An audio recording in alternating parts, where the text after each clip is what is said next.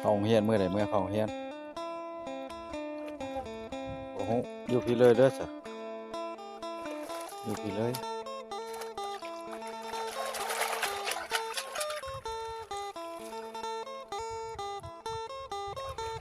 หอมป้อมเนาะงามเลย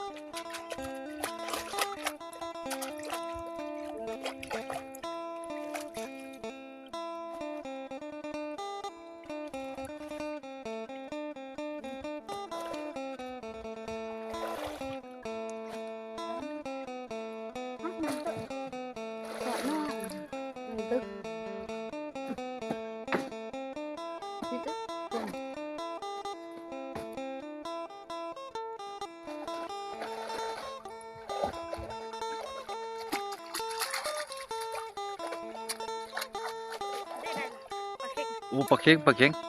ปลาเค็งปลาเค็งอันนี้ปลาเค็งติดนะเถิงค่ะปลาเค็งใหญ่ติด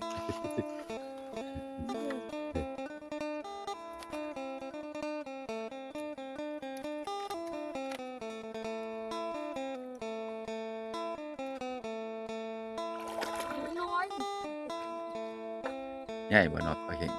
ใหญ่เนาะปลาเค็งใหญ่เนาะนักแล้วเนาะ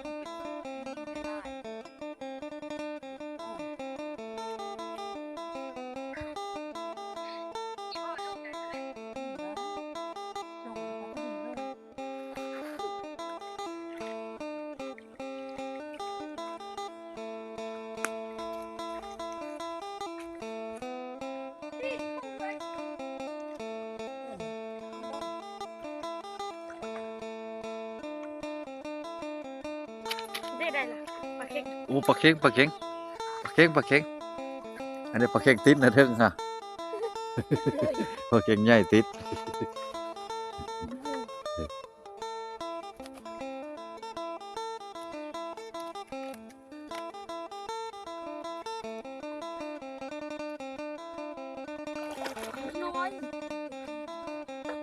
ใหญ่บ่เนาะปลาเค็ง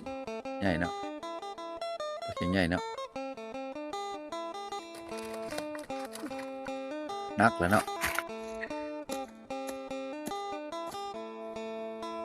อันนี้ปลานิ่นบ่คล้องไปไอ้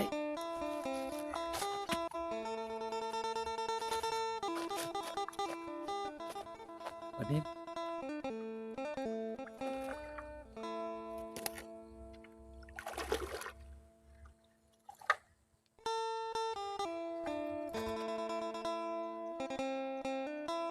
นอกนี้เราบ่ทันได้ฮื้อคุณขี้เหงื่อนั่นบวก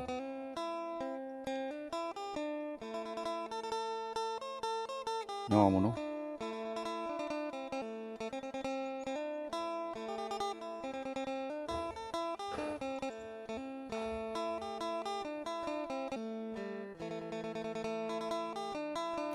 เด้ว้าวเต้อเอามาว้าวโอเคเอาคล้องไปไอ้เอาคล้องมา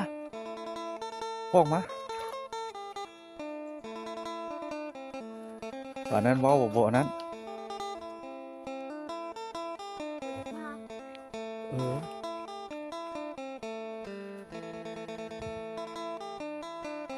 ปลาตัวนั้นเหี้ยได้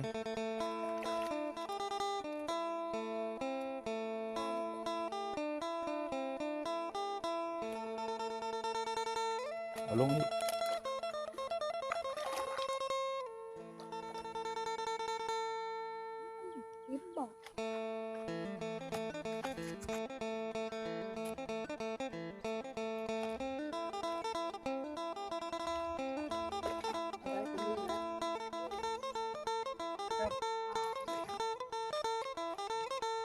แต่ว่ามันได้ก็ได้แต่บาดแหลกเอามองกวาดมากวาดก็คือเก่ามันลักเลิกแล้วมันตัวนั้นก็เพียงพอดีท่วมหัวนี่แหละทีนี้ฟาดลงนี่ได้ตัวหนึงเอาขึ้นมาจากเป็นปลากินหญ้าปลาหัวแข็งนะครับ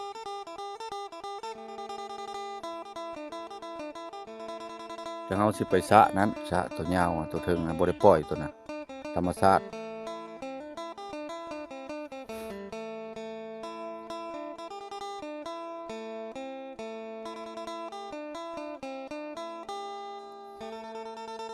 โอ้ยได้ตัวหนึงท่านผู้ชมมาฟาดลงสระตัวนี้ได้ตัวหนึงน่ะสิแม่นเป็นปลากินหญ้าบ่น่ะเอาแล้วนี่ตอนลงบ่ได้ถ่ายให้เบิ่งมือกล้องแล้วกดกล้องบ่ได้เด้อตอนเอาขึ้นนะนี่ตอนเอาขึ้นมาแล้วบ่ได้ถ่ายให้เบิ่งเพราะว่ามันแห่เนาะมันขว้างได้แต่บะแลกก็หาก็ถือว่าบ่ได้เจ้าได้ปลาขอบ่กินนี่เด้เจ้าว่าบ่มีปลาขอโอ้ซับนี้เจ้าเอาเท่าใดนี่ได้รับ7ขีดบ่ได้นี่เด้นี่7ขีด8ขีดแล้ว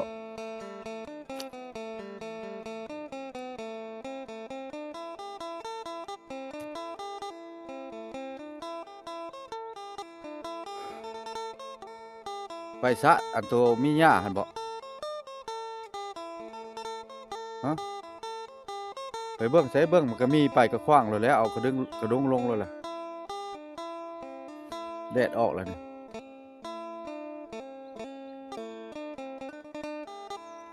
ได้บ่แป้ง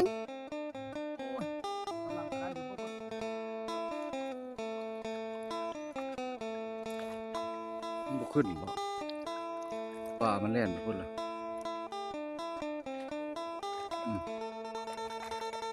เห็นทรงด่างผู้ดีงามกระโดด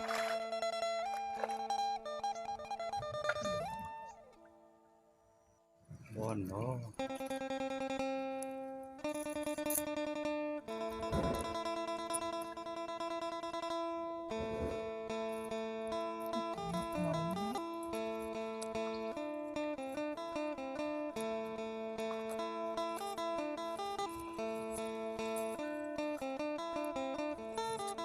หอยกับพี่มันจะเข้าเบาโอ้ได้ตัวนี้ปลาปะบ่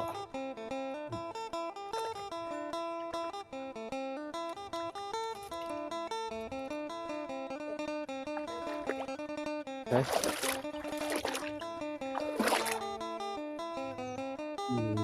ได้ตึบ